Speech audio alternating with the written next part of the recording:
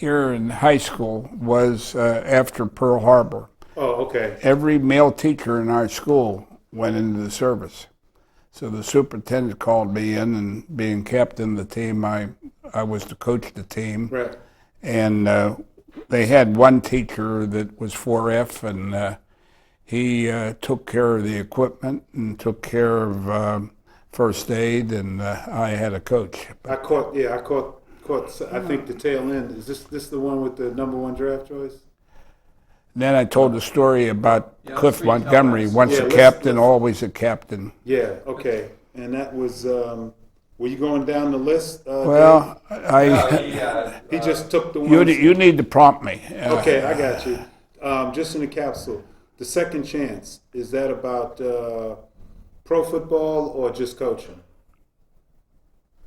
Okay, I'm just going. Okay, when that resume commitment when hired, I got that one. How to get a phone system, I'm going to pass that one. Trick plays, I know you got something for Do you trick want plays. mics for this, or you just want to hear your voice? You No, know? I just want to hear his Okay. voice. He didn't need to give me. Trick plays, if you like to, I'm just going to read down. Okay. You tell me the ones. You want me to that's short tell, and tell you quick. something about trick plays? Yeah, tell me about trick plays. Okay. You ready? Yep. Are you guys ready? Yep. Yeah, and I can cut out my voice, so if you want to keep over them, just ready. Coach, tell me about trick plays. Well, I had to officiate on Friday nights if my teams were playing on Saturday or the opposite. And because we had 5 children real fast, and I got paid $12.50 to officiate a game. And I would go to official meetings, and every official meeting, somebody brought up a play that somebody had used, and they wanted to check whether that was legal and so forth. So I learned a lot of trick plays, and in fact, I wrote a book on, or did DVDs on trick plays, which are just about sold out. But I have 100 trick plays, and some of them are illegal now. The best trick play that we ever did was on a field goal try. Our snapper would snap for the holder. The holder would take the ball and just flip it up in the air, and the place kicker would take his steps just like he was place kicking a ball, and he'd punch it like he was serving a volleyball, but he was punching a football. It would go over the offensive and defensive line and went into the backfield, and it would roll around, and the defense would stay away from it because they were afraid to touch it, that it was a block kick, and it really was a batted kick. And our kids would get downfield, pick up the ball, and they'd run for a touchdown. And I did one the first year. Next year, I did it almost every other week. The third year, we did it every game. And the people got so afraid of it, they went to the rules committee, and they made it illegal to bat a kick forward. So that stopped that trick play. But I've had many trick plays that I've used through my career. Good. You brought up something that was good about, we kind of talked about this at some point in time, but I'm just going to go with it. Tell me a little bit about the story about Oscar Robinson. Oscar Robinson, okay. I had a great running back at Braddock, Pennsylvania. As a junior, he scored 20 touchdowns. As a senior, 24 touchdowns. And the interesting thing, one of the coaches that was recruiting him came in and showed me a $500 bill. And this is 1964, 65, $500 is a lot of money. He offered me the $500 bill if I would make sure that Joe, my great running back, would go to his school. And I said, look, I don't want to have anything to do with it. And later on, I found out that he took the $500 bill, tore it in half, gave it to my prospector, good player, and promised the youngster when he came to his school, he would get the other half, they'd scotch tape it, and he could go down to the bank and cash it. Well, our player went to that school, and he, four freshman games, he scored 16 touchdowns. And at that school was also a great basketball player. And they were the first two minority athletes at that school. And the two of them would go downtown and they were getting in trouble. And the president called the basketball coach in and called the football coach in and said, you two have to fight it out. You've got to send one of those players home. Well, the basketball coach won out, and my player went and he had passed all his subjects his freshman first semester. The second semester, they gave him calculus and physics and all kind of tough courses, and he flunked out. Well, if you ever check the years, and if you ever check the place, the basketball player was Oscar Robinson. That's a good story. I'm going to talk now a little bit about Art Rooney Communications. What is Art Rooney Communications? What's that about? Okay. And if you say go on to another one, Coach, I'll go on to another one. Well, in some sense, I made friends with Art Rooney Jr. And I used to help evaluate talent for him, study films, and I went and spent a week in the Steeler training camp each summer. And we were at a game together. I used to sit in his box, and I picked up a program, and it was Washington Redskins when George Allen was a coach. And the majority of his players were free agents or trades. And I said, Artie, how much money do you spend on pro scouting? And he said, not a damn cent. And he said, why? And I said, well, you look at this George Allen, what he does, you might be one or two players from being able to win a championship. And it would be good to know what the talent is out there. And he asked how I would do it. And I said I'd have high school coaches in every NFL city evaluating for me.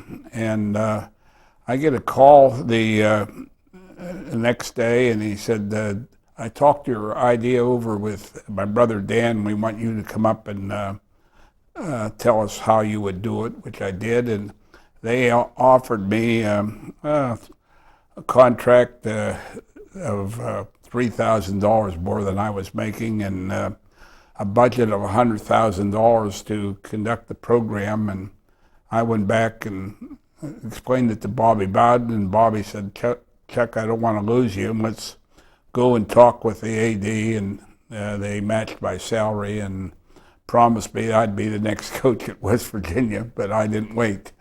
But that was one of my relationships with Art Rooney Jr. That was a good one. Bobby Bowden. Bobby Bowden advice on playing relatives, or Bobby Bowden visualization the night before a game? Okay. The part about playing relationships, Bobby talked to the staff and said that his two sons. Bobby Bowden. Bobby Bowden said his two sons were on the team, Terry and Tommy, and he also had a son-in-law who was married to his daughter, Jack Hines, who was on the team. And I thought he really handled it well. He said, look, I don't want you to show any favoritism to my family, but I don't want you to hold it against them if they're good enough to play. And the story about visualization, Bobby does something I think is really great the night before the game. He will bring the offensive coordinator in, the defensive coordinator in, and he would go over in his mind, let's say you're kicking off. Are you going to be able to cover that kick well? Are you going to have a plan because they have a great returner, what you're going to do? And what are you going to do defensively if you have them backed up? Or what are you going to do defensively if they're in the middle of the field? Or what are you going to do defensively on the goal line? He visualizes everything that's happening, also does the same thing with the offensive coordinator. He does the same thing with the special teams coach. And you go away and he goes away with a plan that he's going to do the next day. That's a good one. Tell me about Floyd Little's birthday. That might be a little bit of a long story, but Okay, well, it's interesting. I'll try to keep it short. I was recruiting New Jersey, and Floyd Little was at Bordentown Military School. And they said, Chuck, drop all recruiting and just recruit Floyd Little. So I would get down and spend a week in Bordentown, New Jersey. And there was a West Point graduate teaching at Bordentown, and he helped advise me and said, you know, the best time for you to be here is on Friday afternoon because Floyd Little hitchhikes home to New Haven, Connecticut. So I'd pick him up and I'd drive him to New Haven and come back and pick him up on Sunday night so he would be back. And so we worked real hard and we had great help. Branch Rickey helped us recruit Floyd Little. I took Floyd to a meeting with some of the greatest professional baseball players who Rickey had under contract. And Floyd was almost crying. He said, I want to go to West Point, but Notre Dame has paid my way to Bordentown, and I feel obligated. And Rickey said, how much money does it cost to go to Bordentown? And he wrote out a check to the Notre Dame athletic department for what they were paying for Floyd. So we got Floyd admitted to school, and he was to enter in the summer, and the class at West Point comes in the first Monday after the 4th of July. And we finally get word from Washington, D.C., that Floyd was too old to enter West Point because he was 21 years of age on the 4th of July of that year. And we missed out on a great player. That's good. I want you to just take a break for a minute. You can stop cameras rolling. All those stories, Coach, are just good. I just want you to take a break. Sure. Okay? And I'm going to just go over and just look at some of these and ask you a little bit about them. I'm going to ask you about coaching the son of Joe Paterno. Mm-hmm. I'm going to ask you about that one. I want to ask you about Joe Montana, recruiting Moonshine Joe Montana. Not the Moonshine story, but the Okay. Joe Montana story. The Joe Montana, okay. And then, the reason I'm picking these is because there ties into people with recognizable names. We'll get into the coaching aspect. Sure. The NFL quarterbacks in Western PA, we're going to talk about that. Chuck Noll in the first Steeler practice. Okay, are we ready? Yeah, okay. The tape. You want to take that one? Yeah, that's. All right, are we ready, Dave? Yeah. Okay. Coach, tell me about my coach, the coach you sent me to after working with you. You sent me to Chuck Noll, and tell me about Chuck Noll's first practice. We went to St. Vincent's. In fact, I had a teammate of yours with me, Tony Ferrari. I think Tony wanted to be a high school coach, and we watched the Steeler first practice. And on the way home, Tony Ferrari said, "Coach, Chuck Noll will never win a game." And I said, "Why do you say that?" He said, "He never yells or never raises his voice." And maybe he was right, because Chuck Noll only won one game that year.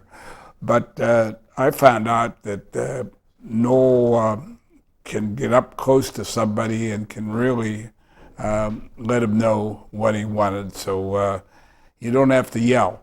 You have to teach, and he was a teacher. That's a good one. And just so you know, that's exactly how he spoke to me. He used to walk with me over practice while I'm down there doing Cal, and he would say something, and it would really resonate. And it was that was definitely the way. Burger King makes millions. Pardon? Burger King makes millions. Okay, I was coaching at Kiski Prep School. I was the athletic director, and I was a fundraiser. And I went down to Sarasota, Florida, where one of our alumnus, Alex Schoenbaum, had a office, and he was giving away a lot of money. And I walked in and introduced myself, and he said, "I know why you're here." And I said, "No, they just sent me to meet you and to say hello." He says, "Now," I said, "I found out when men make riches, they become sons of something." But anyway, my wife did a good job. She had a camera, and his wife come in, and they took pictures of all of us and so forth. And Alex Schoenbaum started the first double-decker hamburger. It was called Shoney's, out of his name. And he says, "How much is Kiski in debt?" I said, "I don't know what they're in debt." He said, "Well, call and find out." I called the business manager at Kiski, and they said, "I don't know what we're in debt." I said, "Give me a figure," And she isn't giving me any figure, so I just go $86,972.15, and he told his secretary to write a check. I wish it was that easy nowadays.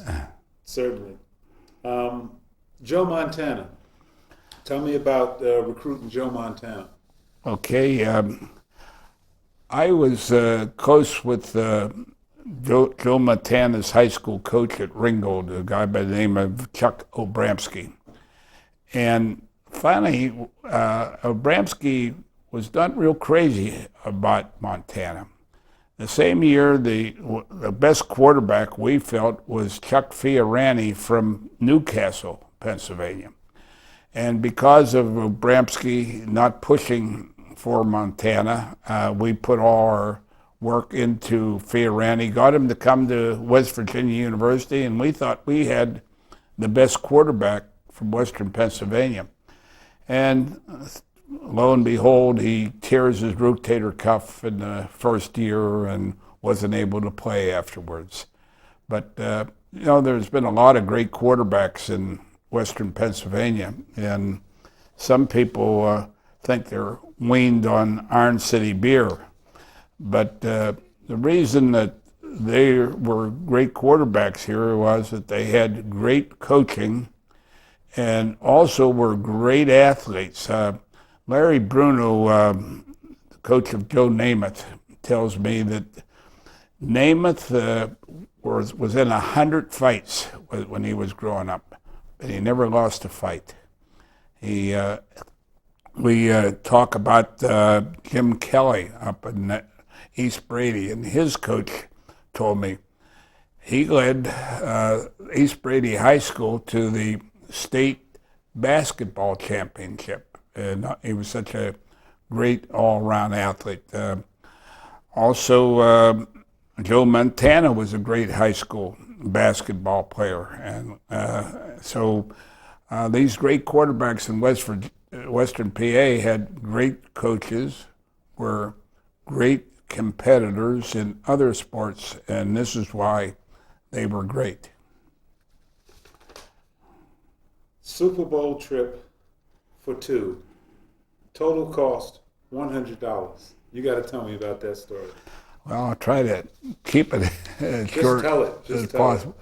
The Steelers were in the Super Bowl, and we were living in West Virginia, and my son was a college student, and he was a Steeler fan, and he came to me and he said, "Dad, I want to go to the Super Bowl." And I said, "Well, you can't afford to do it." And he said, "Well, I have $100 saved, and please, let's try to go." So I had friends on the Steeler coaching staff that told me that they would put me up in their room in the hotel, and also would help other ways. And we had a car, we called it Old White.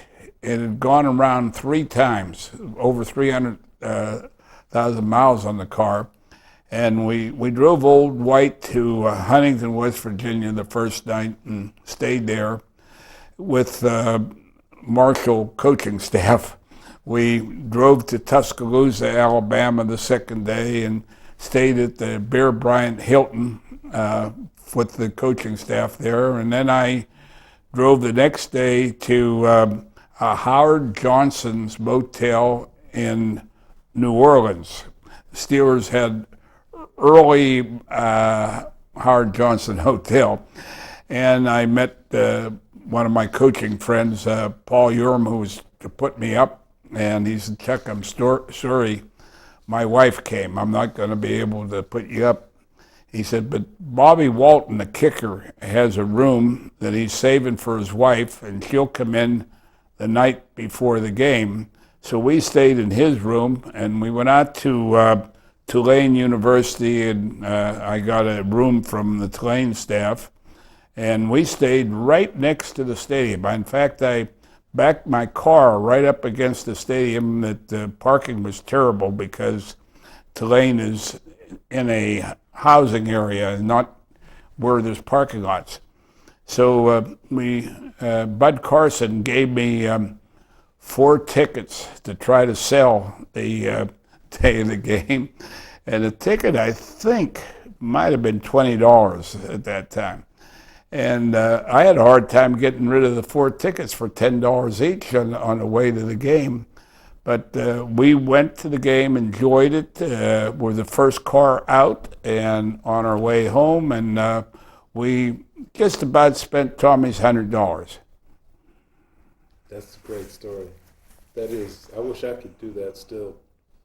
I want you to tell me about the lessons from Chuck Noll, Paul Brown, John Wooden, Vince Lombardi. Actually, the secret of learning the lessons from those 4 coaches. Oh, hold it. I want you, they're not going to take my voice, so I want you to, Okay. You start out, frame it for me with those names, Noll, Brown, Wooden, and Lombardi. So, Okay. yeah. Paul Brown, coach of the Cleveland Browns.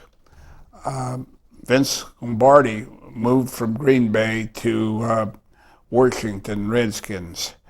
Chuck Noll became the very successful coach at the Pittsburgh Steelers.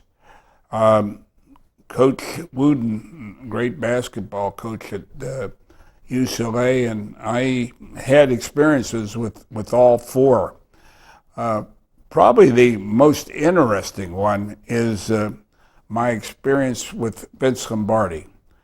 I was in West Virginia, and our whole staff got into a car, and we drove up to Carlisle, Pennsylvania, got there for the afternoon practice, and they had police all around the track. You weren't allowed to get on the field. And we as coaches were hoping to get in there real close, and they wouldn't even touch us. And Frank Signetti was one of the coaches, and he said, "Chuck, there's no use staying here. let's go over to Hershey, PA, where the Eagles are practicing. And I said, well, I want to, even if I can't get close, I want to watch the Redskins. So they left, and I'm going back to my car, and I run into Timmy Timerario, who was a pro scout for the Redskins, and I said, Timmy, can you find a hotel for me? He said, no. He said, you stay here in the dorm with the team. He put me up in the third floor, like room 302. And I said to Timmy, Timmy, is there a Catholic church in town? There's a holy day of obligation tomorrow. And he said, well, you're in room 302. Lombardi's in 303. And there's a priest in room 301 that's going to have mass. He says, go in there at 7 o'clock in the morning. So I go in 301, and the priest is in there, and he's pushing a table up for an altar, and he asked me to be the altar boy. And I was the altar boy, and at 1 minute to 7 in comes Lombardi and an assistant coach or two, and they sit down for mass. And after mass, I'm walking to breakfast, and Lombardi stops and introduces himself to me. He said, I'm Vince Lombardi. I said, oh, I'm a coach from West Virginia. He said, why don't you come and have breakfast with me? So we have breakfast, and coming out of breakfast, it's raining. He said, you don't have any rain gear. He said, let's go over where coaches have a meeting, and I'll get you rain gear. And then he said, I'm having a meeting with my quarterbacks. Do you want to sit in on the meeting? I said, oh, I'd love to sit on the meeting. And we're going out on the field, and he gets the rain gear for me, and lets me ride in his golf cart, and we ride around, and then we went back to his office after practice, and it was interesting. He had something up on the wall, a sign. What you hear here, what you see here, let it stay here when you leave here. So I was very fortunate to meet, such a great coach as Vince Lombardi. Did you have a similar interesting way that you met Paul Brown, other than the fact that you broke his high school winning record? Paul Brown had a football clinic each year in Cleveland. And I went to the clinic, and he put up on a board a new series of plays that he was going to run. He was going to run Marion Motley on a trap up the middle. He was going to fake that trap and hand off to Dante Lavelli on a sweep. Or he would fake the trap, fake the sweep, run a bootleg with Otto Graham running the ball. And he said, my playbook is sitting on the table here. Anybody that wants to come up and copy the notes and so forth, there was a crowd around the table. And I waited, and I was like next to the last or so, and I made the notes that I wanted, and went to lunch and came back after lunch at 1 o'clock, and Paul Brown said, whoever borrowed my playbook, bring it back. An hour later, he used even tougher language. The GD guy that borrowed the playbook, bring it back. And an hour later, almost the same thing. And he never got his playbook back. I could put 2 and 2 together and predict who was the one, but he took a liking to me and invited me to his camp. And interestingly, the first thing he talks about, he says, write this down. This is how you run, and how you run fast. And he went over the story of you run with your arms. The guy that can accelerate his arms the fastest is going to be the guy that's going to be the fastest runner. he had another thing that was, I thought, interesting. He started practice with his A, B, C's. A stood for agility, B for blocking, C was for contact. And it was interesting, contact was tackling. And he had every player, including Otto Graham, his great quarterback, practice tackling. And I asked him, I said, well, aren't you a little afraid of Graham getting hurt? He said, when he throws an interception, he better be the first guy to make the tackle, and he better know how to tackle. But that was something that impressed me. We covered Brown and we covered Lombardi.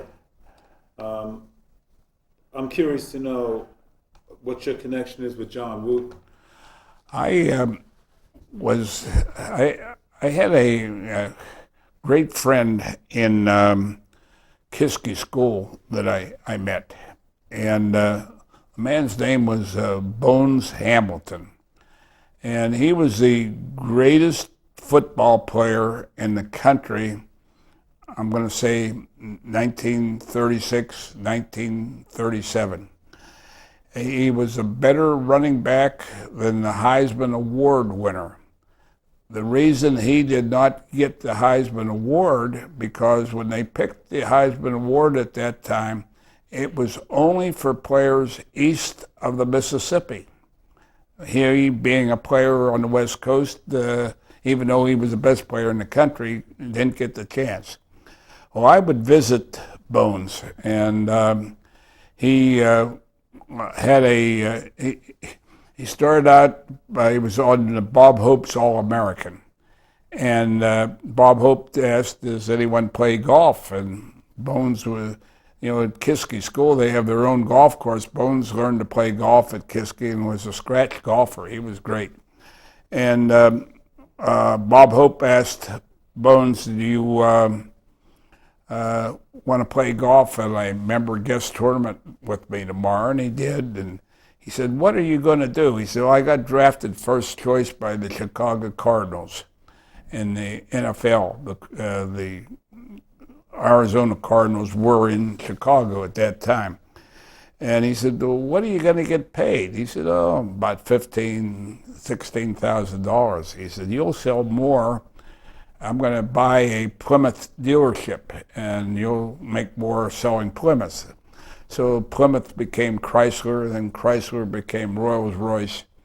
And he had the contact with John Wooten and I was able to go and watch their practice. And what really impressed me about Wooten, it was the first practice, and he sat every one of his players down, and here's how to put on a pair of socks.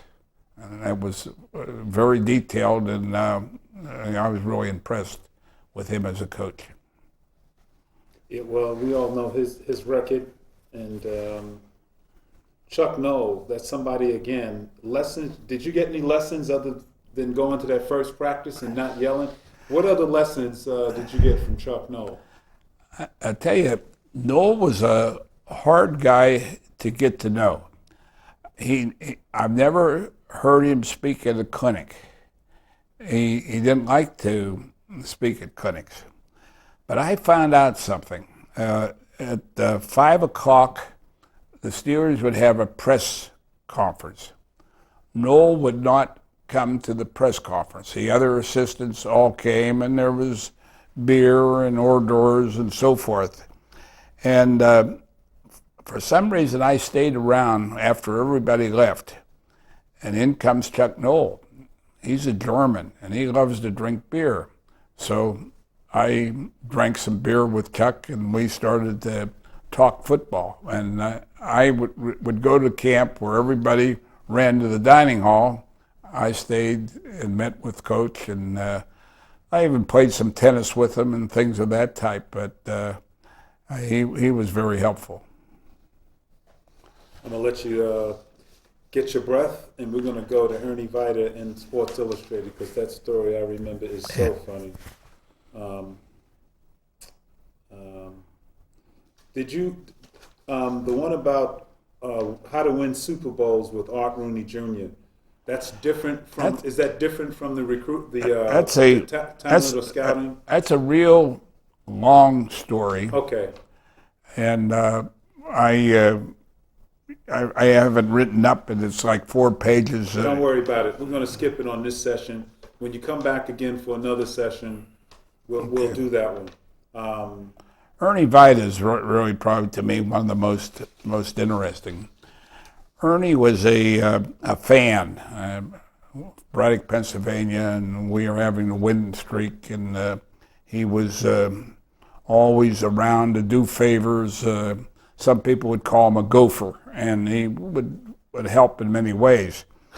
But we're getting close to breaking Paul Brown's national winning streak, and he calls up Sports Illustrated, and he said, I'm the publicity man for Braddock High School. If we win this Friday night, we've broke Paul Brown's record. And he said, I've had calls from Saturday Evening Post and Collier's Magazine, and they want to do the story. But you being a sport magazine, we want to give you first chance. And boy, they jumped at it, and they came and did a nice job. And there was a 4-page picture story in Sports Illustrated. But Ernie was interesting in many ways. You know, he always bragged that he would talk about Teddy and his friend Jack and his friend Bobby. And, you know, I sort of put 2 and 2 together. I think he's referring to the Kennedys, you know. And I'm thinking he's a big blowbag. And I go to his house one day, and there's 3 pictures on the wall of him shaking hands with each of the Kennedys and a story about it. And he told me, and this was one that's hard to believe, but he said, Chuck, I'm really a communist for the FBI. He said he is looking for letting the FBI know where there's communism. And he had been a yellow cab driver, and he was connected with the Teamster Union as a member. And again, I can't believe the guy, he's a communist for an FBI. And we had moved away, and I'm at West Point, New York, and I get the Pittsburgh paper every day. And on the front page is a picture of Ernie Vita. He'd been beaten up at a union meeting on South Side Pittsburgh, broken arm, you know, face all beat up and so forth. And they tell the story that Ernie went to that meeting and he was wired, and they found it. And but there were so many things about Ernie, it's hard to believe. I turned on TV when Bobby Kennedy was killed, and they had pictures of the funeral, you know, and naturally the families in the first 3 or 4 rows. On the aisle in the 5th row was Ernie Vita. And I still couldn't believe anything. I just sort of said, well, Ernie went to the church the night before and slept in the booth. But Ernie was the most different. And maybe one of the best Ernie Vita story is when we played in the Boardwalk Bowl. We went at halftime, and we were ahead 21-10, and everyone was tired, and we had a can of oxygen because people told us that the grass was going to draw the oxygen out of the air, and everybody's asking for oxygen. So Ernie goes to the telephone, and he says there's called Atlantic City Hospital, there's a player in the Indiana locker room having a heart attack, he needs oxygen. We hear the sirens coming down the boardwalk, and in come rushing attendants with oxygen in his hand, and the players just grabbed it. There was no one having a heart attack. Speaking of Ernie and some of those stories, tell me about the story when you were on the practice field. Hold just a second, please. Okay. We're going to go up and get rid of that noise. Okay. Just take a break for 1 second. Yeah. We're going to get into as long as we're on there. We're going Let's just talk about Okay, yeah. these two drills. I've always had a drill I called a bench jump. Everybody athletically does it some. And what a bench jump is we used to have a small bench that we'd have on close to the ground, and the athlete would bound over the bench and bound back. And we would do it very quickly, and we'd time them for 10, 20, 30 seconds, and usually the small wide receiver, the small defensive back was the quickest. And I'm doing bench jumps at Pitt, the 1 year I was at Pitt. And Tony Saragusa was 350 pound and looked fat, but it was amazing how quick he was on the bench jump, going back and forth. So Tony, I'm watching an NFL game, and they have a nice side view, and you can see the offensive line and the defensive line. Tony was a defensive player, and he would move faster than any person because of what he had developed with his legs. Well, that was something that I used with Eric Swan.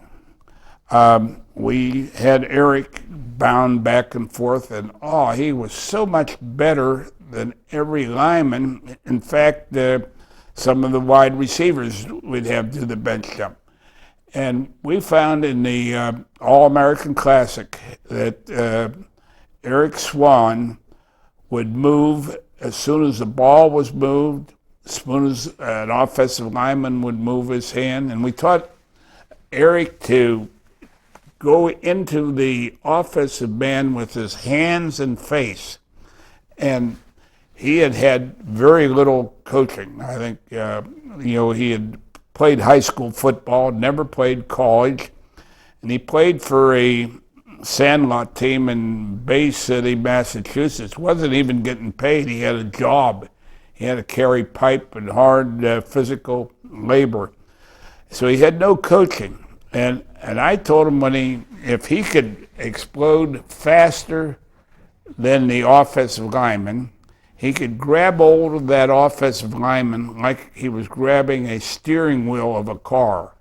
And he'd twist that steering wheel, and I taught him to swim over the offensive lineman or uppercut the offensive lineman. There was times that we taught him to do a 360 around the guy. So when he got into the game, the scouts were amazed that this guy was so quick, he was so strong from hard physical labor, and he had enough technique to show that he was a great pass rusher. And the other drill that I always have done with linemen, and even for punt and kickoff coverage, is what we called a mirror drill. We'd put a tape or a cone down 5 yards apart, and the offensive lineman would set, and the defensive lineman would rush him or try to run around him. And Eric Williams was so good in the mirror drill that no one could get around him. If the defender tried to go to his left, he would slide and he'd punch. If he tried to go to his right, he would slide and he would punch. And I had a way of grading him on a scale of 1 to 10. Most coaches grade a offensive lineman on his approach, his contact, and his follow through. Well, I had 10 different points. And Eric Williams, when we played the game in practice, I would say, Eric, that's only a 5. And he'd say, Coach, why only a 5? I said, you didn't go off in a starting count. You didn't get into a good blocking position. You didn't mirror the guy, and and he learned to be a 10. The pro scouts just went crazy trying to watch Eric Williams go against Eric Swan. And I'd say, well, Swan got a 10, Williams, you got a 5, or vice versa. They went nuts over that. So the mirror drill was an example. And then I got to talk about Strelznik. I got on an airplane 10, 15 years ago, and I'm going down the aisle, and somebody puts their hand up, Coach, how are you? I said, how are you? I recognize a real big guy. He's tall, 6'7", and he said, you taught me to block in 15 minutes. And he said, I got a contract to play with the Steelers, and I never had played offense in my life. I was always a defensive player.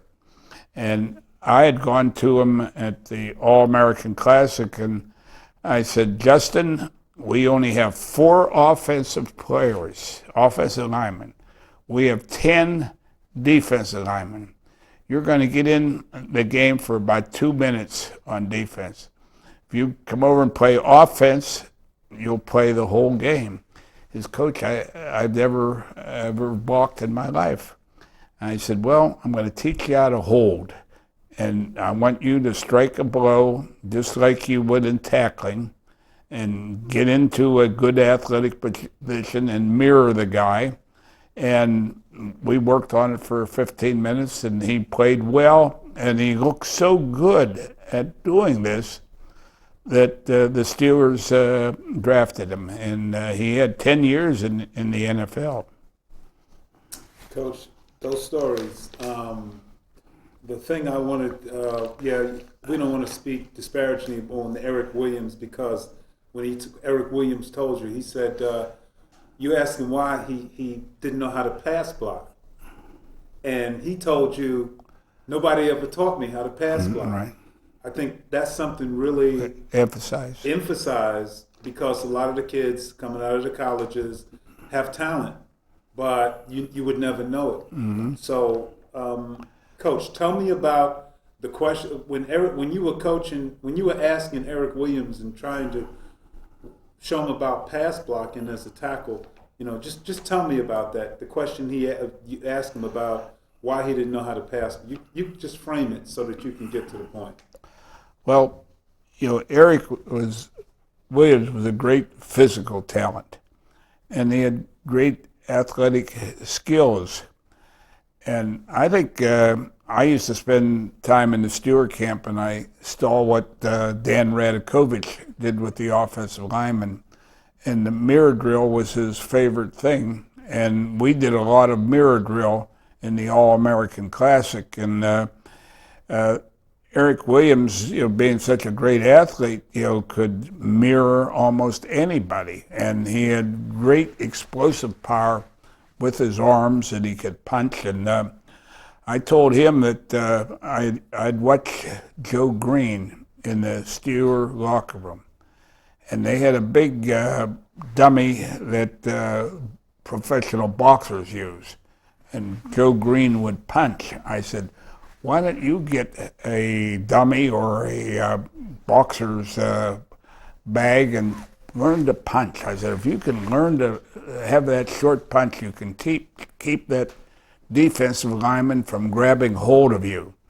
And boy, the battles that Eric Williams and Eric Swan, the pro scouts, just went crazy. They were seeing a talent that was raw, but now when they went over and played against the major college players, they just dominated them and ate them up. David, a name that I haven't seen on your list that I was trying to tell you, it was a Serbian type of name, like Jankovic. Janovic. Janovic. Did he go to Canada? Where did he end up? No, he played. He played in the league. I'm almost sure. But anyway, did you have some personal connection with well, him? Something in because I didn't know what were the practices. We set. I'm coaching on the one field with the small college players, and they wanted our defensive linemen from the small college to go over and work against the offensive linemen from the major college, you know. And they were over there 30 minutes, and they're coming back, and I yell at one of them, and I think it was Yankovic, and I said, "How did you do, you know, against them?" And he said, "We kicked their tails in." And the pro scout coming back, and he said, "Chuck, he's telling you the truth." He said, "You can't believe how the small college players," and I think they wanted to show their skill, that, you know, there's a lot to football other than just mental and physical. It's a desire to do something. And these small college players in this All-American Classic wanted to show what they can do because it was their way to the NFL. We're going to stick with now All-America Classic stories since we're kind of there. Tell me about how you came about being involved with the All-America Classic. Before we're going to get to that, but I just remembered something. We're going to actually talk later about the Arena League. That's what I wanted, because with you going out and making those rules. So I got that on here. Coach, how did the All-America Classic come to be? How did it come about? I got a call from Dave Smith one day and said he had permission from the NCAA to have a college all-star game. And I knew Dave was disappointed that he didn't get a chance to play in a college all-star game his senior year, and he had the talent to do so, but I think they might have had a quota system and only would permit so many in the game, and he was disappointed, and this is the reason I think he wanted to have this game. And he told me that he would have me pick the players, pick the coaches, and run the football operation, and he would handle all the off-the-field operations. So the first game was in San Jose, California, and I started to find the talent, and I was a close friend to Jack Butler, who was the head of the Blesto scouting organization. And I'd call Jackie and I said, "Jack, is there small college players that you'd like to see play against a major college?" And he said, "Oh boy, we'd love this." That's something it's very difficult for a pro scout to predict the success of a small college player against a major college player. And I told him, you know, we were going to have this game, and he fed me, you know, the prospects. And it was, then I think coaching was another important thing. And I had made friends with Sam Ritigliano, so I called Sam, and he said he would be happy to coach in the game. And he brought Bob Leahy, who had been a professional league quarterback coach, you know, to work.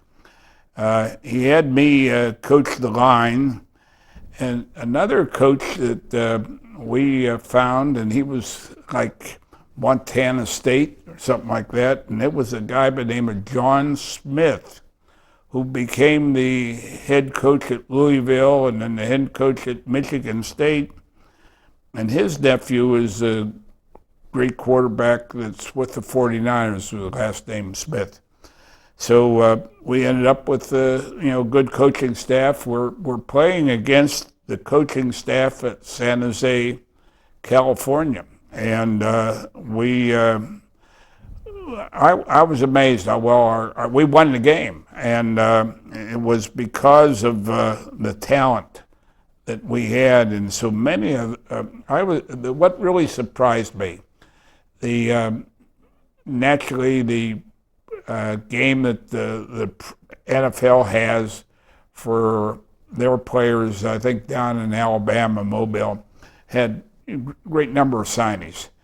But the East-West game that had been in operation for 40 years with their 80 players, might have had 40 get drafted or signed. We had about 55. And so we had great talent in the game and gave a lot of great athletes a chance to get good contracts. And I'm amazed how many have made it, in the NFL with this direction. Yeah, the thing I really wanted to hone in, Coach, is the fact that, and it's in your humble way, that the conversation we had was, I was asking you for a game, a form, a good game to have, because these people from Mizlu Sports Network wanted me to put on a game on Martin Luther King's holiday, and I asked you, what kind of game do we need to put on, Coach?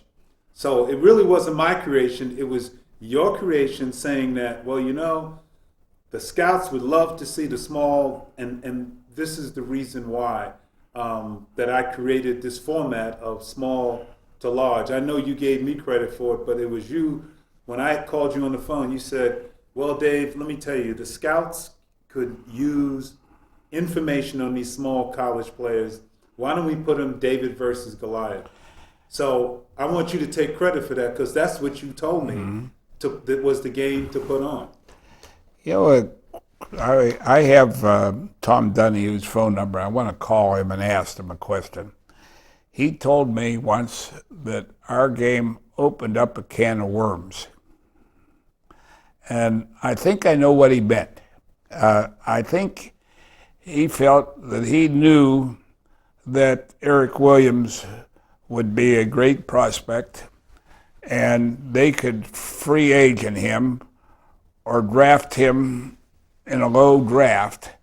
But by putting him in the All-American Classic, we showcased him that all the scouts saw his ability and wanted to play. And, they might have even thought to themselves, we know a little bit about Eric Swan. No one will draft him. We'll give him a little money and tell him he's going to be on our practice squad next year. But we opened up a can of worms when we showed this great talent.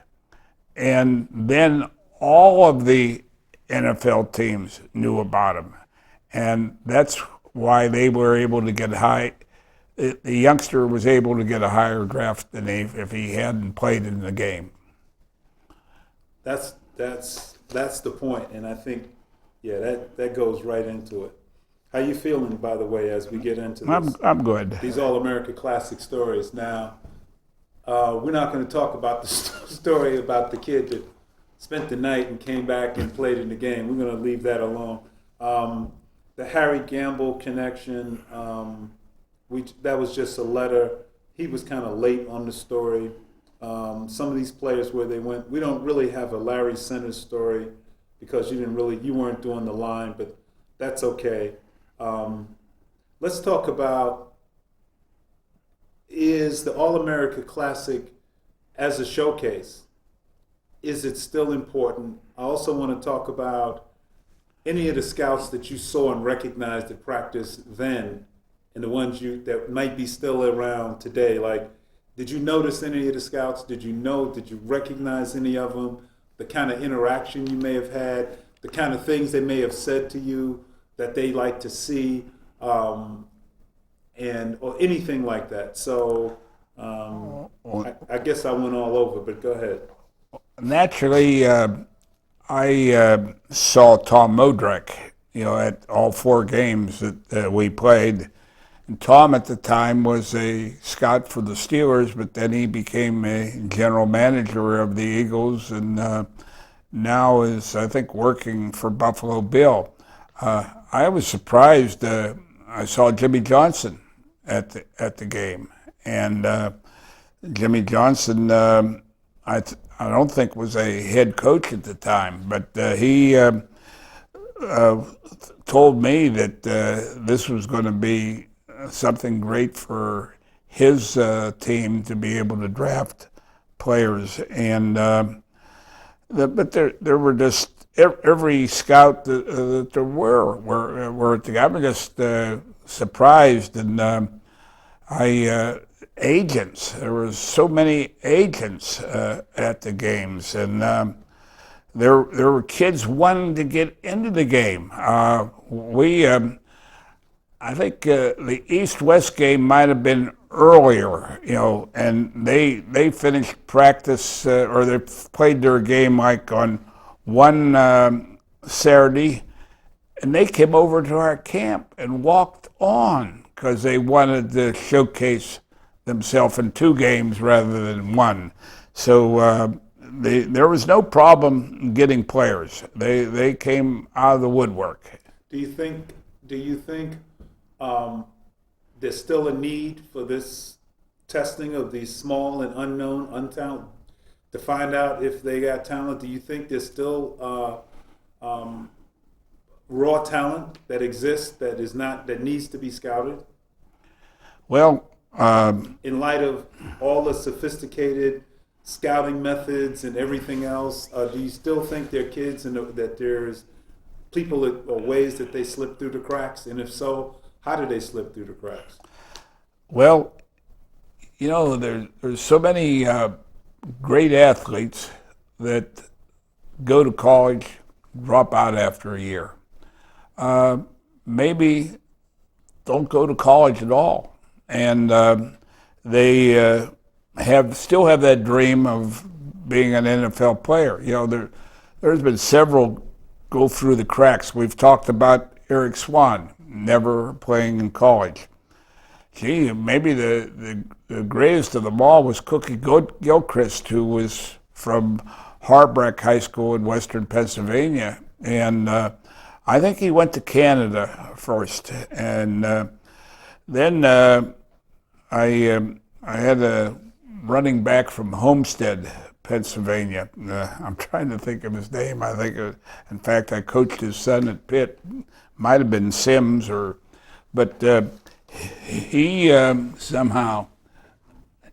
Wasn't Reeves, was it? Pardon? Reeves? No. Okay. No. Okay, so. But he. Other players who. But he somehow. I know he played 2 or 3 years for the Steelers and 2 or 3 years for the Cleveland Browns, and he. Another player by the name of Seals was from up around the Buffalo area, played for the Steelers, and then the story about the bartender in Philadelphia trying out for the Eagles and making the Eagles, and there was a place kicker from San Diego made the San Diego team. So there is talent out there, and I'm seeing more than ever kids wanting to get that chance, to play. And there's more opportunities now than there were at one time. The NFL was the only opportunity. And gee, I'm seeing in Canada is still an opportunity. And the arena football, there's so much of that.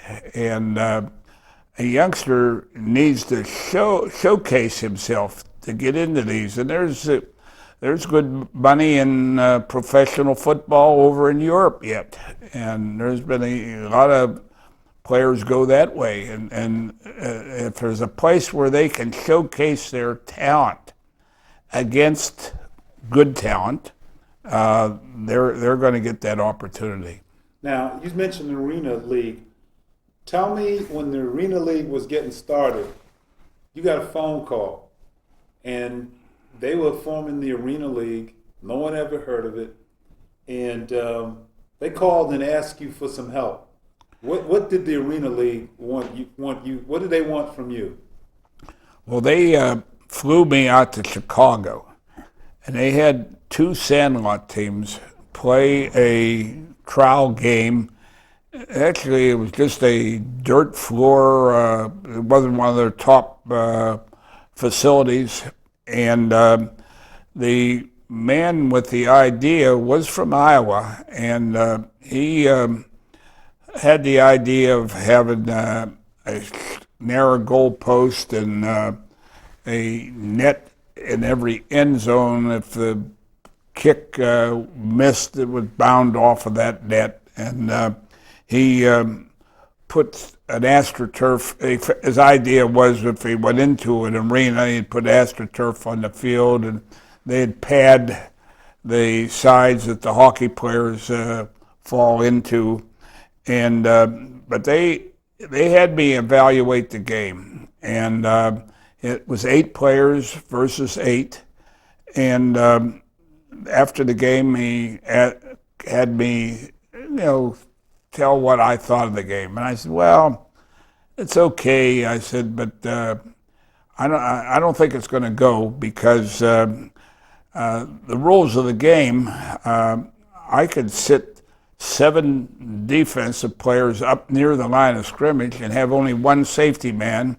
And if they tried to throw a long pass, the safety man would go from sideline to sideline because of the narrow field." And he said, "Well, is there a way of making the passing game go in the league?" And I said, "Well, I would have a rule similar to what the NBA basketball has. They say you're not allowed to play zone. You got to play man for man." And the man that started the league told me that that was the idea that made the league go. At first, they didn't make good use of motion, and I had coached up in Canada for 1 year, helping Frank Cush at the Hamilton Tiger Cats, and the Canadian kids said to me, "Why are you Americans so dumb?" And I looked at him, "What do you mean?" And he said, "When you go in motion, you have your shoulder pads perpendicular to the line of scrimmage.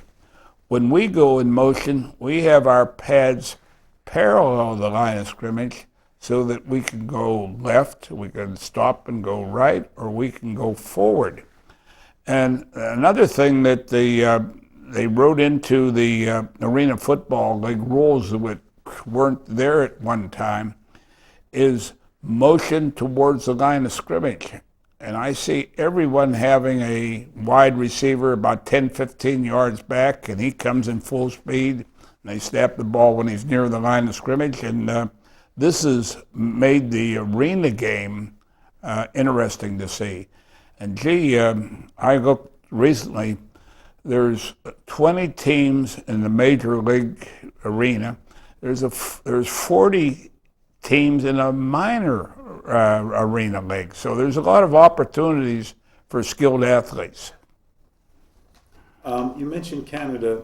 There's a story in here about something that we lost to Canada. The good Canadian story was I was a visiting coach for Frank Cush at Hamilton, and he was paying me decent, but the first week of practice, we had all the rookies, and they practiced for a week. Cush gave everybody a playbook, and in the playbook, if you came in late, bed check, $200 fine. And he never took bed check, for the rookies. So in comes the vets, 50 more players, and the vets asked the rookies, "Does this guy take bed check?" And they said, "Never took it one night." So the first night, the vets were in camp. There's no bed check. They said, "Oh boy."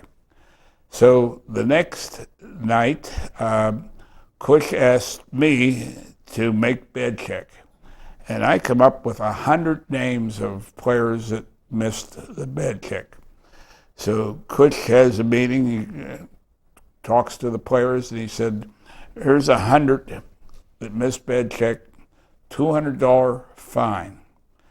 But Coach Klausing is going to be standing outside the door after you shower. If you slip him a 20, you can forget about the $200. So I made $2,000 in one day. It's amazing. we said that we talked about the arena, John Smith. We're going back to Sports Illustrated and the longest punt. Okay, Those Sports they're Illustrated. they're good stories. All right.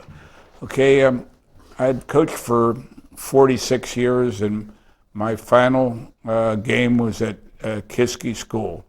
And gee, the Pittsburgh papers were making a big fuss over my final game, and the radio station, TV station in Pittsburgh were interviewing me, and I lived about 5 blocks from our practice field, and I had told my wife, I said, don't worry about phone calls. If anyone ever phone calls you, just take the message and I'll call back or something in that respect. So one of the students comes running over to me on the practice field and he said, Coach Klausing, you got an important phone call. I said, look, there's no phone call important enough for me to leave this practice field. Your wife says it's Sports Illustrated on the line. So I'm assuming, that I had a 4-page story 46 years ago, and they were going to do Where Is He Now and kind of a thing. So I run, and I'm falling over everything. I had to run through the woods and so forth, and I'm out of breath, and I come up, and there's the phone where it usually is, and I pick up the phone, and I said, this is Coach Klausing. And on the other line said, this is Sports Illustrated. Your subscription has run out. And we have a deal for $50. You can get a 2-year subscription.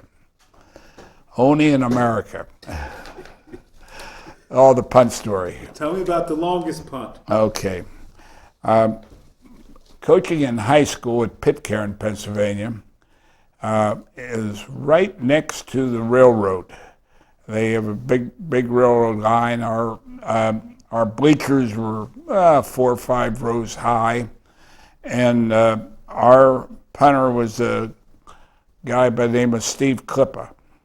And one day in a game, he punts the ball, and he shanks it. And shanking is when the ball goes off to the side rather than forward. It goes over the bleachers, goes over the fence, lines in a coal car, and they tell me the coal car ended up in Altoona, Pennsylvania. So it was the longest punt ever in football. We're going to go now into that high school experience since you brought that up. And we're going to talk now about what you were seeing and what was going through your eyes as you decided to take that Braddock High School team. And some of the things we're going to touch upon, the story about the kid that used to pick up. We're going to start with first, when you were scouting this team and you saw talent on the other side, and you decided that you were going to become the coach. And then I'm going to prompt you for the stories of what you inherited and then what you had to do. The fact that you had blacks, you had whites, you had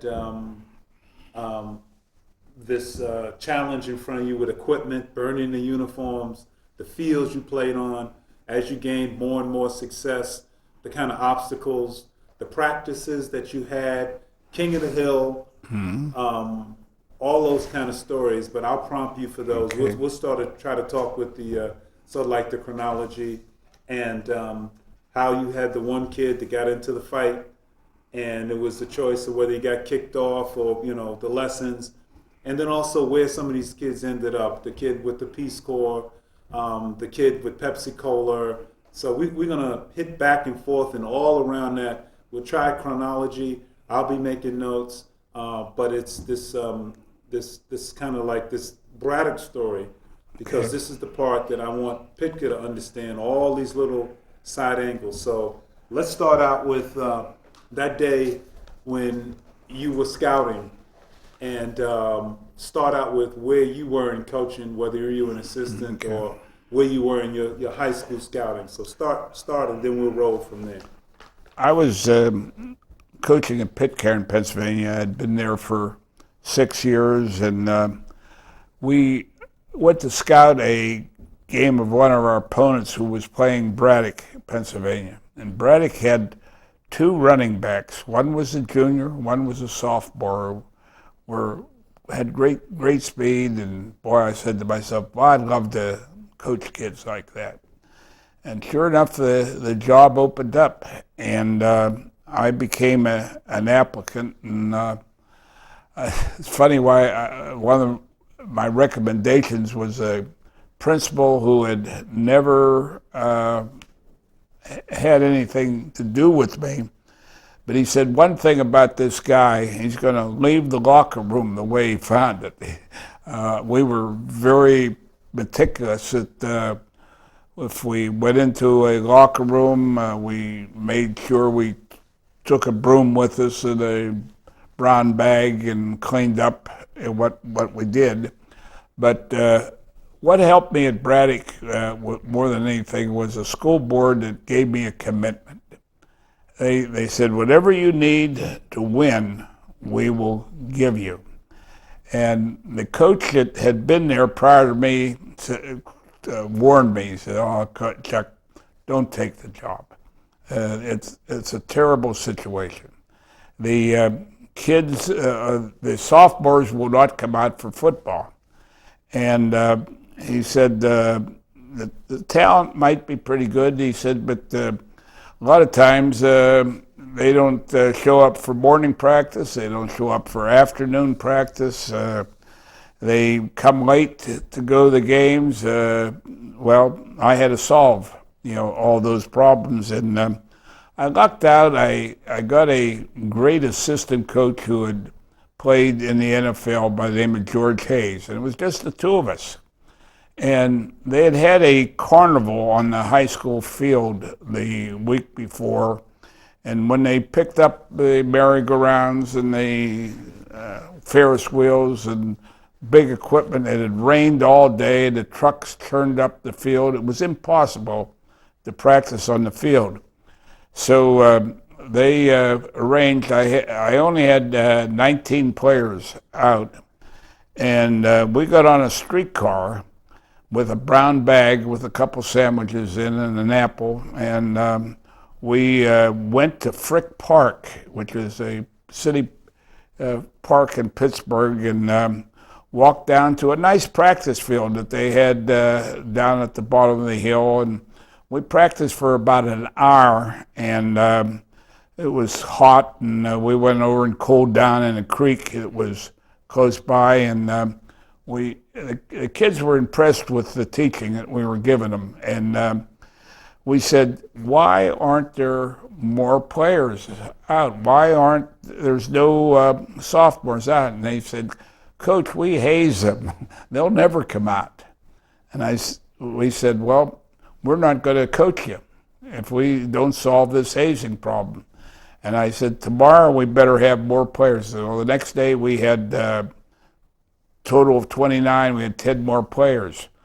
But we had equipment problems. The last game of the season, the prior year, was a muddy game, and the players' equipment just thrown into a locker room. We had no equipment. We practiced in shorts and T-shirts, and their commitment, they came and said, Chuck, buy the best equipment you can buy. And we looked like a football team, and we got started, and we played against the team that had won the championship of the largest division in the first game, and it was against Wilkinsburg. At that time was a football power, and we had a great upset win, beating them 7-6. And with the talent we had, we started a streak. And one of the things that made me very proud in my life, I got honored by the College Football Hall of Fame.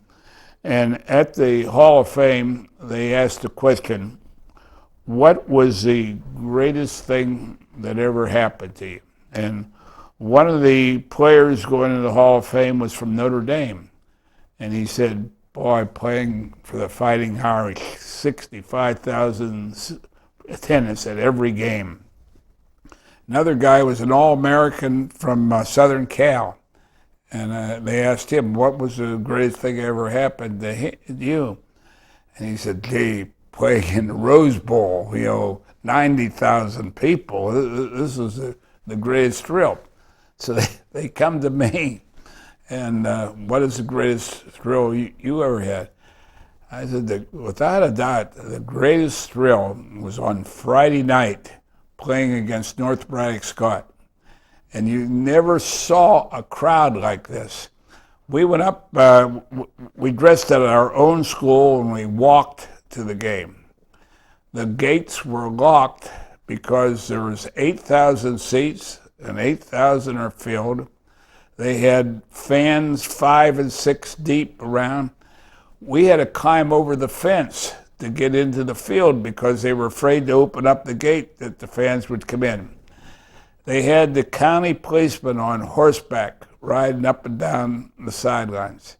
The greatest crowd in a small area I've ever seen. And to me, that was the greatest thrill that I ever had to coach against North Braddock Scott. And actually, our streak needed to beat North Braddock Scott. And I had a place kicker named Roland Mudd, who kicked the field goal on the last play of the game, and it hung on the crossbar, wavered a little bit, and rolled over to our favor. So to me, that was my greatest thrill. Now, going back, that was a streak. You broke a high school record. Whose high school record did you break? How many games did you actually win? We had 55-game streak, and Paul Brown at Massillon, Ohio, had a 54-game streak. And there's something unique about the story of this team, and I want to talk about that. This would have been 1957. It was between 54 and 59. So from 54 to 1959.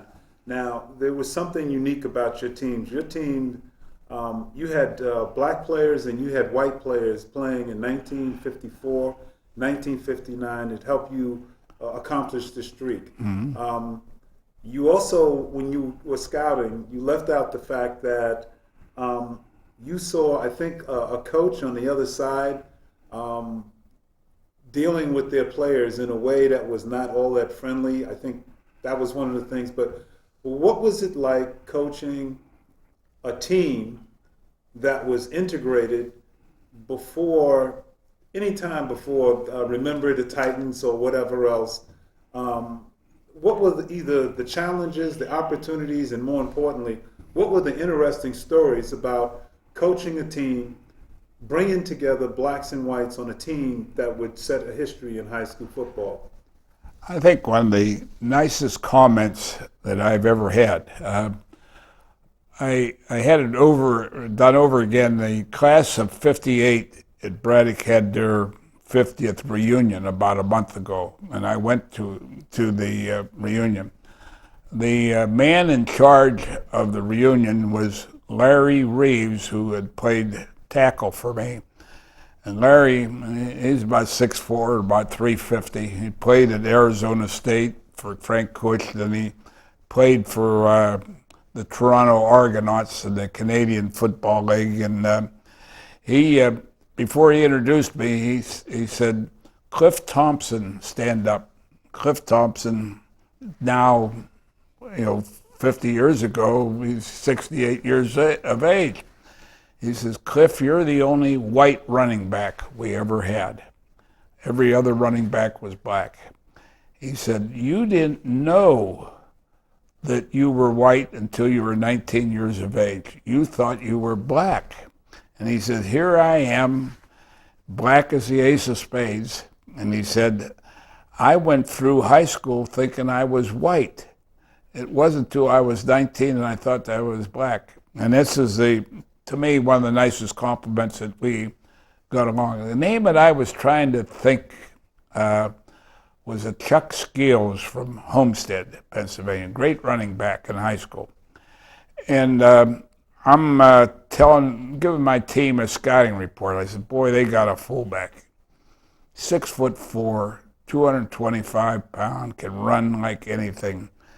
His name is Chuck Scales, and they're trying to test me. And they said, Coach, what does he look like? You know, in that era, you would call an African American coward, Negro, you know, and I didn't want to use those words. And so they're testing me. What does he look like? And I said, he's dark complected. And that brought down the house, you know, and just the way. I tell you, Dave, maybe a reason that I felt like this, I had a high school teammate by the name of Tom Casey. He was the only black in our school. He was straight A student.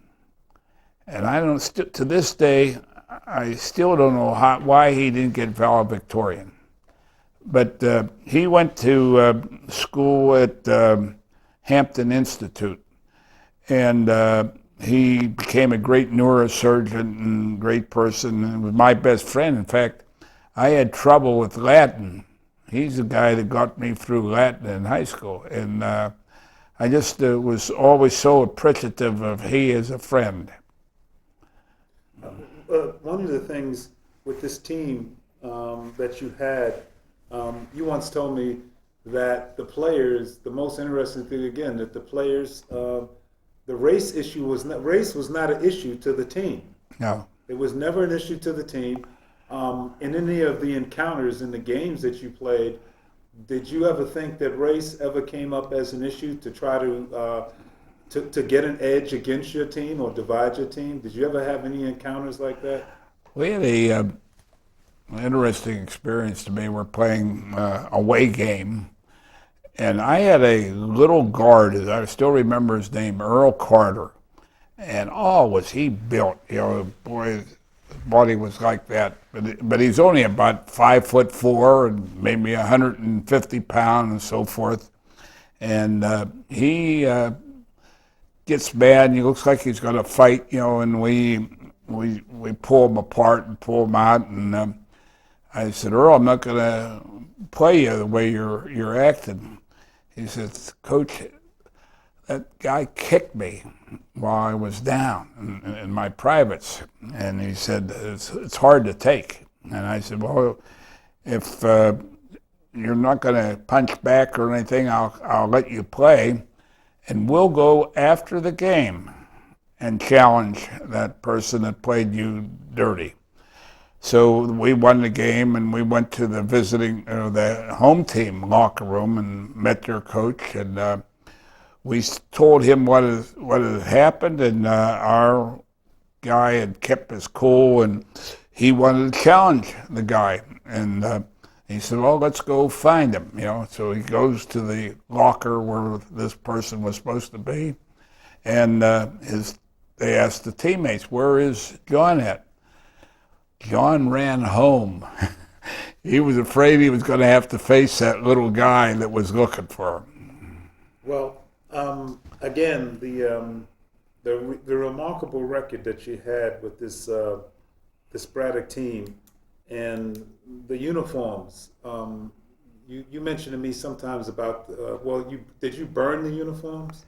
Well, the uniforms from the year before had never been cleaned. They were in mud the year, just laid in a pile. And the commitment of the school board, I saw the president of the school board, and he said, ask the janitor to bring a wheelbarrow and a shovel. And they put the uniforms in a wheelbarrow and took them to the furnace and burned them. So we had to have new uniforms. I'm going to go now to you and your whole sort of life in football, which just for my own curiosity, you read about a lot of things that you've done, Coach, but, where and when you got this idea that you wanted to be a coach. I mean, where did this all come about? I mean, and why coaching? And, you were a player first. Tell me about your playing career, about as a player.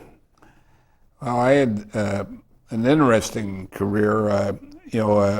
World War II was on when I was a senior in high school, and after our last basketball game, my friends, four other players from the basketball team, and I went down to Pittsburgh, and we joined the Marine Corps. And when you're getting examined, you're in one room, you're filling out papers, or giving you an eye test, or giving you a heart test, and so forth. And I must have been slow filling out the papers. I'm last in the room. And I come into the final room, and there's a Marine colonel there, and he said, "Are you ready to take the oath, to join the Marine Corps?" And I said, "Yes, sir." And I took the oath, and we go back, and I meet my four friends, and we're getting on the streetcar, and I'm saying to them, "Boy, are we going to have a great time. We're going to all go to Paris Island together, and we'll have a great time." And they said, "Chuck, you didn't join, did you? Those four guys just did it to get out of school. So I'm the only one that joined the Marine Corps." So for some reason, I still am not sure. I'd been recruited by Pitt and Penn State, and the Penn State must have used some connections, because they had a Marine training program where the people that they could pick to come to Penn State, and they must have requested me, and I get my orders July 1 to go to Penn State. And I walk over to the practice field, and they're practicing football. And they knew me a little bit because of my high school coach had been a Penn State player. And I said I wanted to go out, and someone told me that the only people that they were going to take that were linemen had to weigh 170 pounds. I'm weighing 150 pounds. And I went back and I got 2 sheets of metal and strapped them. They both weighed 10 pounds, and strapped them to my legs. And I went in and got weighed, and it looked like I weighed 170 pounds. And so I had great coaching there. I was really impressed the teaching that I got. And I had Who was your coach? Bob Higgins was the head coach. There's some great stories about Higgins.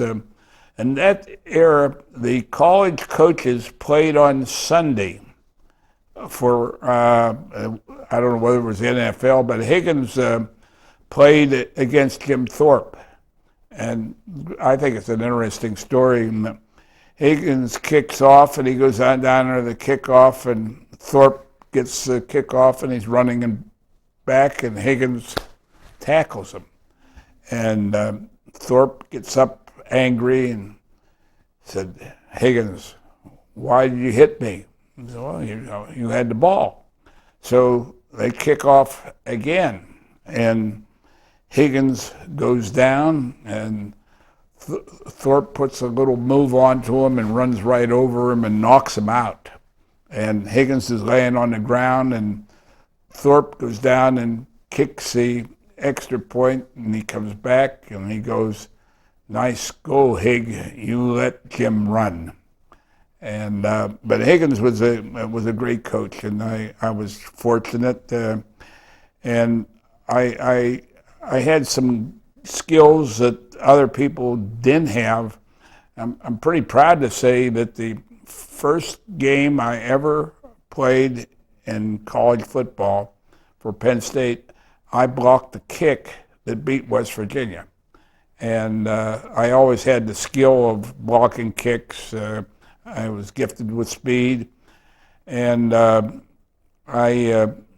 might have been the smallest lineman to ever play regularly at Penn State. And I could go over my line that played with me. Every one of them made it to the NFL except me. And it was something to make the NFL in the 40s, because there was only 8 teams and about maybe 30 players on a team. So maybe, so now maybe that's after Penn State. When did you decide that you wanted to be a coach? I probably had wanted to be a coach when I was in 7th grade. civics class. They asked you what your career, and you had to write a paper, and my career was to be a coach. And I still have that somewhere in a file. Now, what's the joy of coaching to you? What to you? What's the satisfaction with coaching? I think the satisfaction of seeing that you're helping a young person be a better person and to go on and be successful in life. So let's go now to the Chinese Bandits, and you get a position to coach with Paul Dietzel. Now, we already talked about the fact that you tried to recruit Floyd Little, but it was Paul Dietzel. You had people in that program in the Army that later, actually, one of the brothers, Bill Parcells. There's a connection there with the Parcells. Mm-hmm. What is that connection going forward with your career in Army? Well, Bill Parcells' younger brother, Donnie, was a regular running back at West Point when I was there, and we had good teams, but we couldn't beat Navy because Staubach was the quarterback at Navy.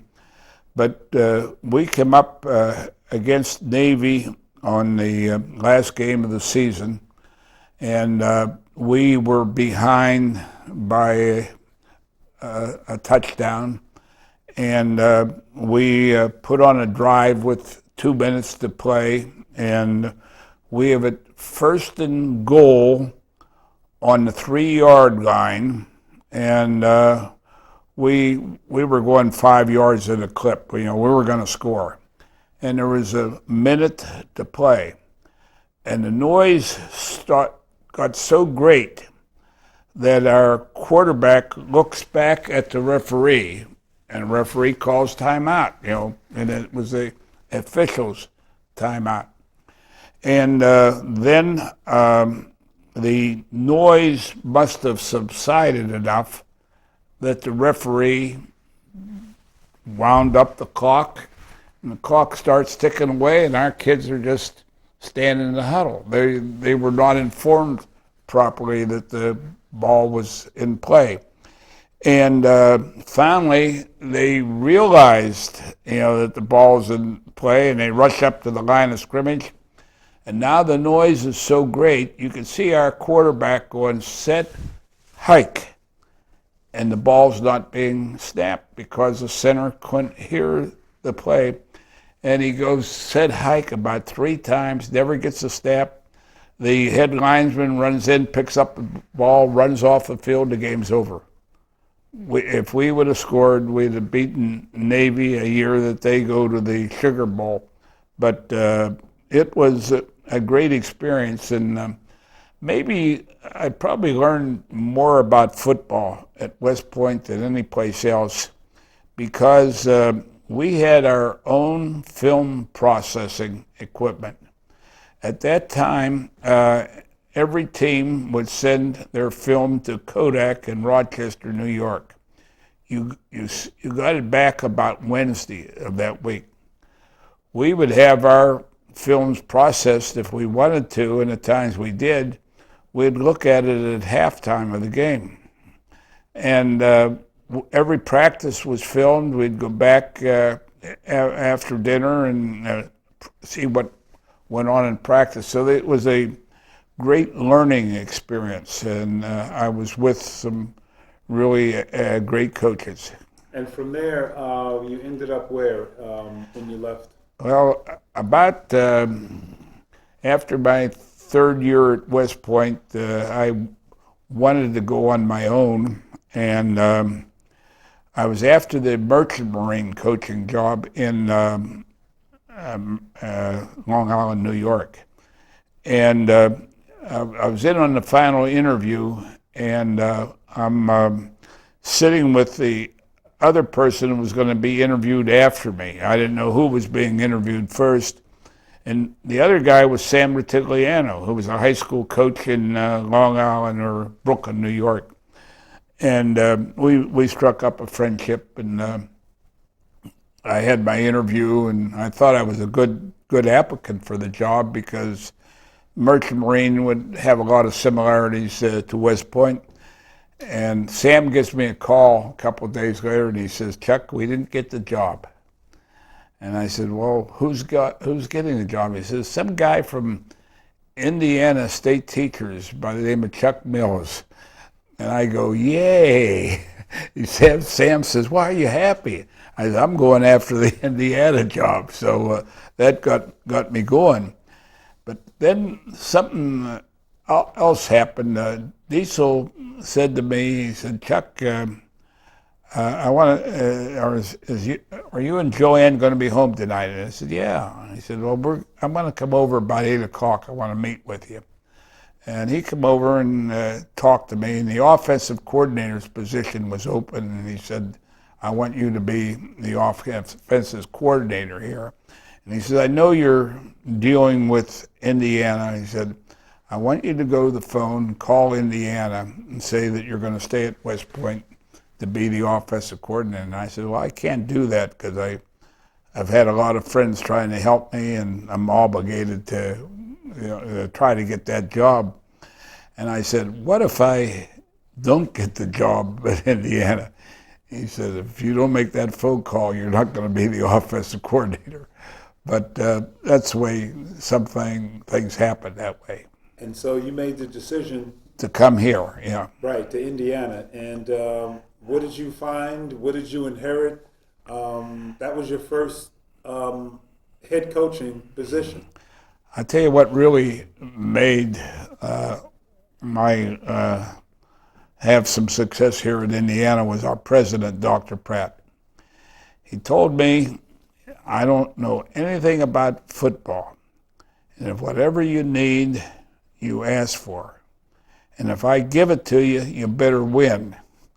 But and if I don't give it to you, then it's my fault." And oh boy, did that open up the doors. You can't believe what this place was like, prior. And I think the big advantage I had, everyone that had ever been a coach in the state college conference had come from a high school.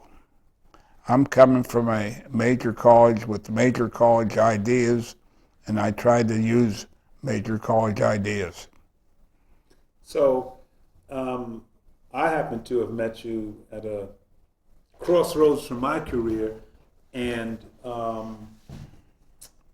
I remember coming up on a visit, and I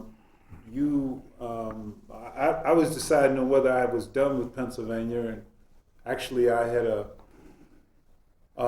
run-in pretty much at another school, a small school coming out of New York City, and they refused to allow me to play offense. It was all different kinds of issues. And I was about to go to Temple and give up on football, and I was going to give this last shot. I think it was Tito Francona, Gene Steratore, Bob Babish, basketball referees said, you need to take a look at Indiana State. And I came up, I can't tell you, I had just enough money to make enough gas to drive from Waynesburg College up here and to drive back. And I had a conversation with you, and I think the first thing you asked me was, had I ever thought about playing offense? Do you ever remember meeting me? Oh, yes. Tell me a little bit about what you remember about that conversation we had and what you saw when you met me.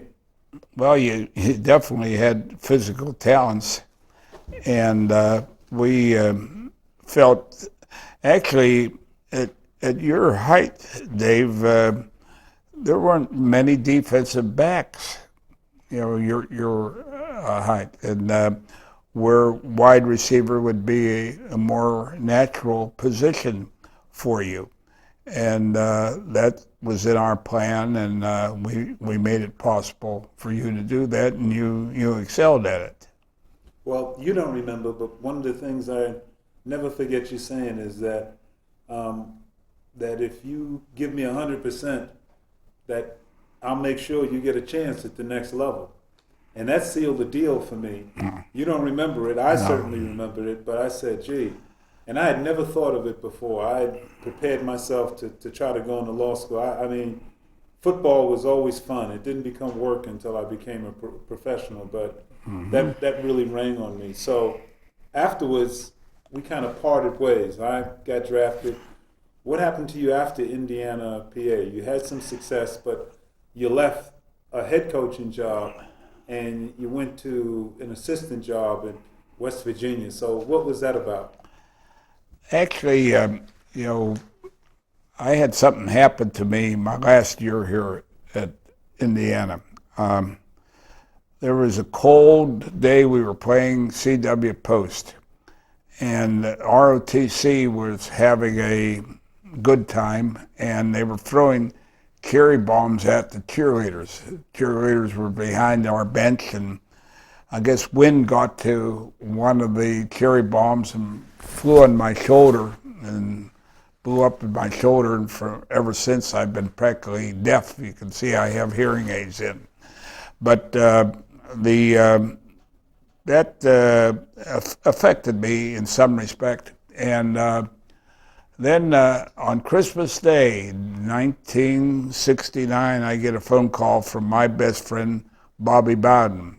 And he told me he just got the head coaching job at West Virginia and wanted me to come as his assistant head coach. And I said, Bobby, I can't afford to do that. I know what assistants get paid. And I'm guessing, $6,000, $8,000, and I'm getting $13,000 at IUP at the time. And he said, we're going to put some salaries together. And he said, he said he was getting paid $17,000, and if I would come, he would pay me $1 less, $16,999, which was a nice raise. And I went to West Virginia and was happy to work for him. And then he gets a job at Florida State, and 5 years ago he gets $1 million contract. And I called him. I said, Bobby, I'm ready to come again for $1 less, but those opportunities were over. You want to take a break? Because No, I'm fine. okay. It's 4:15. All right, then let's cover some points that I really want to cover. Sure. I was trying to work the angle for Pitka for more of the kind of like the tension and before the how we talked about remember the Titans and everything else, but it's okay. I think I'll be able to work everything from kind of like your chronology.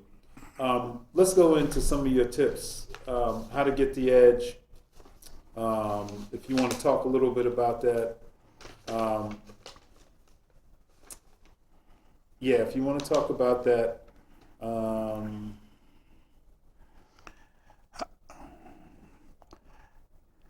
Now we're gonna. It's 4:15. Are we gonna go to what time? 4:30.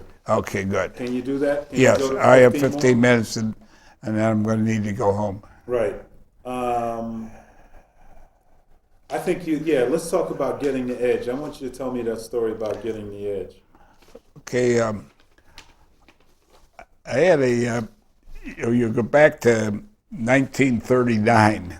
And you Football- want these as notes? Do you want to look at these? As No, notes? I'm okay. Football coaches did not have stopwatches in 1939.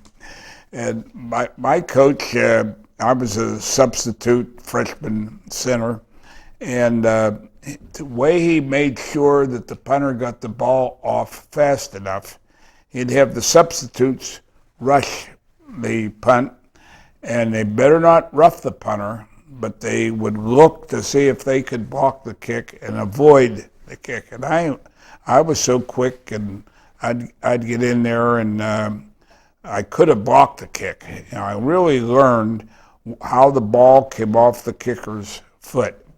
And so when I started to coach, I emphasized blocking kicks. And I would study films of our opponent. If they had one player that wasn't very good to protect, I'd put my fastest, best kid off opposite him. And the pro scouts that came and watched me coach always remember me you'd stay after practice on Tuesday and Wednesday, maybe Thursday, with two kids practicing how to block the kick. And I would have a ball in my hand and have a rusher 14 yards from me, and I'd nod, and and that meant he could rush, and I'd take my steps, and I'd punt the ball, and he'd put his hands out there to block the kick. And the statistician at Braddock, Pennsylvania, 55 games, counted 54 blocked kicks. Our kids were so good at blocking kicks. And, you take some of the college games that I've coached, like in the Boardwalk Bowl, we blocked 2 kicks. Tubby Raymond claimed that the reason we blocked the kick, they had a substitute fullback in, so we went towards him and avoided him and blocked the kick. I'm coaching at Pitt, and we're playing Notre Dame. Lou Holtz at Notre Dame, and he had a great team. He had the great wide receiver that played for Oakland Raiders for years and good quarterback and so forth. And we're in the last 2 or 3 minutes of the game, and we're behind by 1 point, and they have to punt, and there's a timeout. And they had substituted a lineman. The reason for the timeout, one of their guards had gotten hurt, and they had a new guard in, and he looked a little fat, and he looked like he was slow. And we're on national TV, and I have my team in the huddle, and I'm saying, look, our only chance is to block this kick. We're all going to go at it. But my fastest kid, I said, I want you to line up opposite that number 57. And you run around him, and you're going to get in there and block the kick. And this is on national TV where they have those things that they can get your voice. They shoot into the huddle, and they're taping me. And we describe what we're going to do, and sure enough, we go through, we block the kick. We get the ball about on the 20-yard line, and not much time left, and we kick a field goal to win the game. And so it was a great thrill, and to me, the edge was the skill at blocking kicks. You've had different, over the past recent years, different sort of connections with the NFL. As a consultant, you've kind of like been in and out. What are some of the things that you've been asked to do outside of coaching as it relates to the NFL and some of the different things? I know one of the things you did, you gave them a recommendation on how to recruit talent. But they've asked you for different things. People come to you and ask you for things all the time. What are some of these things, from the professional, the NFL leagues and the like? Something I'm very proud of. I had 3, this has to be 10, 12 years ago. I had 3 grandsons that were 10 years of age and were going to play youth football. And I tried to talk them out of it, but my daughter said they're going to play anywhere. Don't try to talk them to them. And I went over and watched their practice, and their coaching was not good at all. And so I thought of an idea of having clinics for youth coaches. And I had them in Pittsburgh in the first year, 100, second year, 200, third year, 400. And I did a smart thing. I asked the youth coaches to write down any player that's in the NFL or has been in the NFL that played for your youth team. And one person wrote, he said, I coach at St. Bede's Catholic Grade School in Pittsburgh, and Danny Marino played for me. The other guy, I coach at East Brady, Pennsylvania Midgets, and Jim Kelly played for me.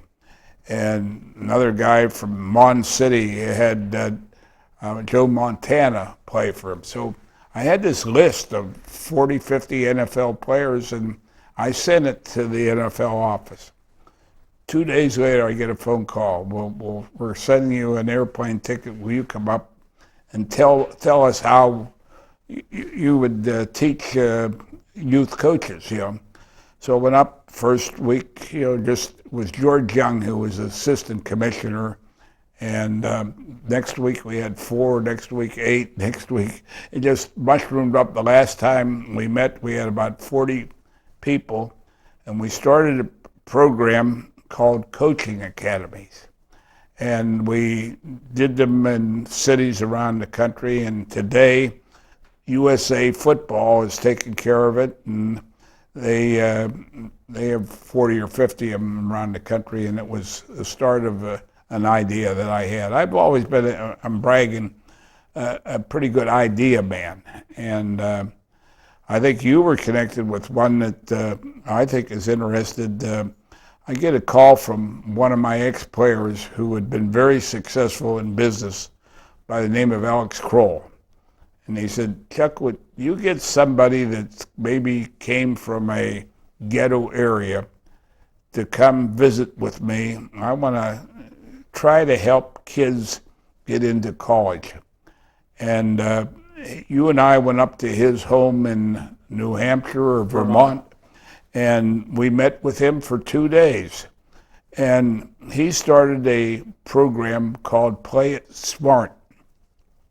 And now it's in 300 or 400 high schools around the country. And they're having great success rate with kids graduating from high school, kids getting into college, kids doing community service. And I think you deserve as much credit as anyone for having given Alex Kroll those ideas.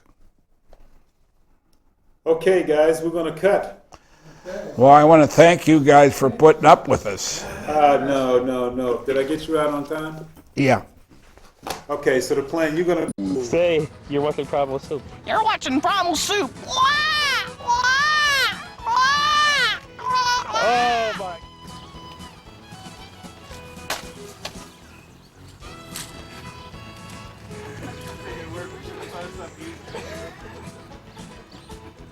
Filming. Take 2.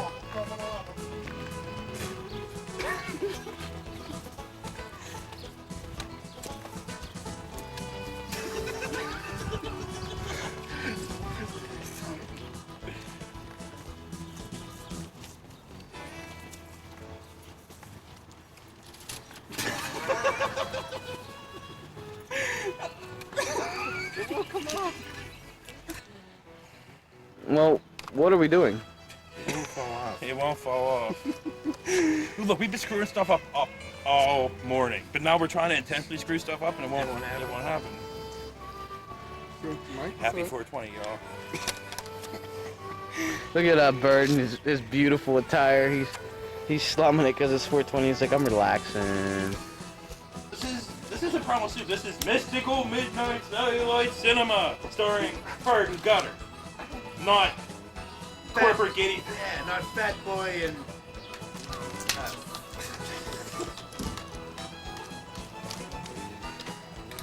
I can't wait to destroy this camera. This was the very first camera that was purchased for Primal Soup. The very first one. And the one where you're seeing the film from right now is the second. So we've been using this camera forever, and I love it. Just remember, camera, you're next. If we ever upgrade, which we never will, because we're poor, you're next. Yeah. We good? We're good. We're good. Either way from you. Again. Oh no! Again.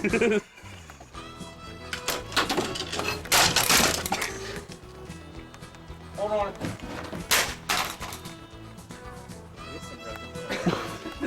Damn, that camera's hardcore. It's not gonna break it. I can't break it. I can break anything. We're gonna tie this thing. Here comes the Ben Roethlisberger pass to the concrete. Touchdown. I'm gonna attack a little bit if we need it. Oh, never mind. Talking with.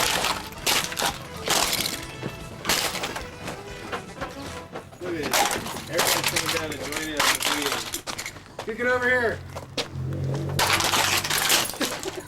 Over here.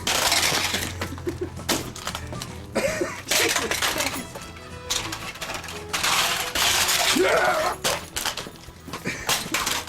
say whoever makes the most damage is the one who Picked it up.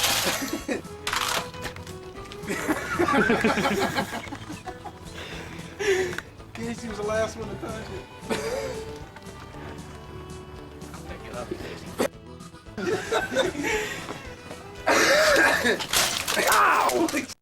Ow!